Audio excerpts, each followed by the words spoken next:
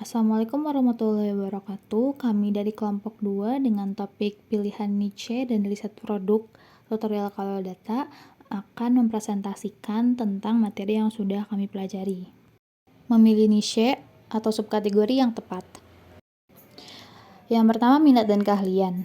Pikirkan bidang yang Anda minati atau kuasai. Ini akan memudahkan untuk pengelolaan. Sebagai contoh, kecantikan, kuliner, ataupun teknologi. Yang kedua, identifikasi masalah konsumen.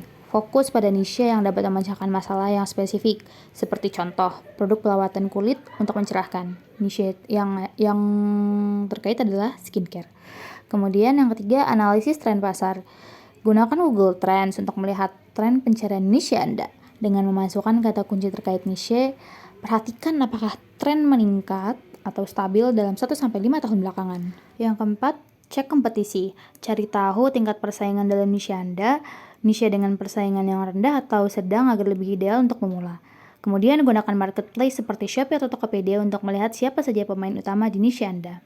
Yang kelima, evaluasi ukuran pasar.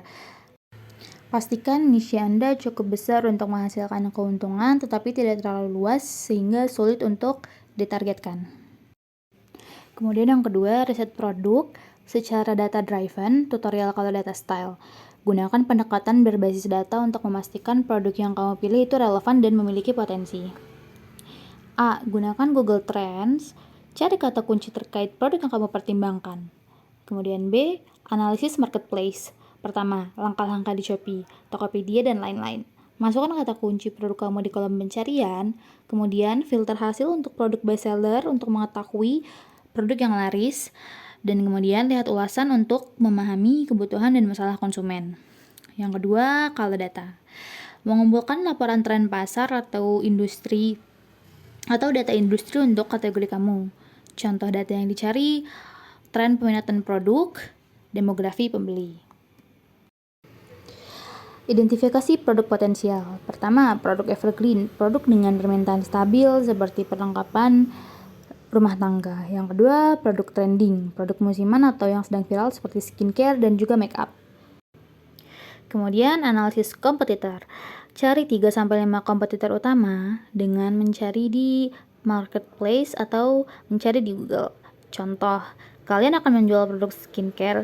Kompetitor pertama ialah brand besar di Shopee. Kemudian yang kedua adalah kompetitor dengan akun Instagram yang kecil. Dan kompetitor ketiga adalah toko yang fokus menjual skincare alami di marketplace.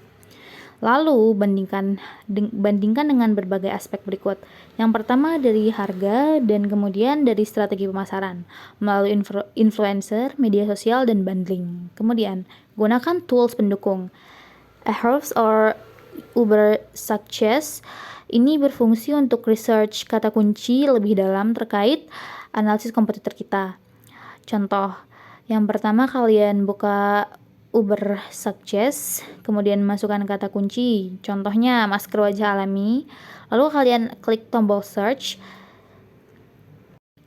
Setelah kalian mengklik tombol search, perhatikan volume pencarian, keyword ideas, and SEO difficulty. Kemudian social media analytics, cek tren, produk TikTok atau Instagram, dan dengan melihat cara kompetitor tersebut berpromosi di platform tersebut. Kemudian Google Keyword Planner mencari tahu apa saja yang orang sering cari di Google. Kemudian strategi setelah menemukan produk. Yang pertama, tentukan harga. Sesuaikan harga berdasarkan analisis kompetitor yang sudah kita lakukan sebelumnya. Kemudian pilihlah platform. Fokus pada marketplace atau media sosial sesuai dengan target pasar dan kemudian promosikan produk. Gunakan iklan digital dan influencer marketing untuk mempromosikan produk yang kita akan tentukan untuk kita jual. Nah, kemudian di sini kita telah menemukan produk yang akan kita jual, yaitu produk skincare. Yang pertama yang harus kita lakukan ialah survei audience. Gunakan platform aplikasi seperti Google Form untuk membuat sebuah survei singkat mengenai kepuasan yang bisa disebar melalui media sosial. Kemudian, uji coba produk dengan cara pre-order.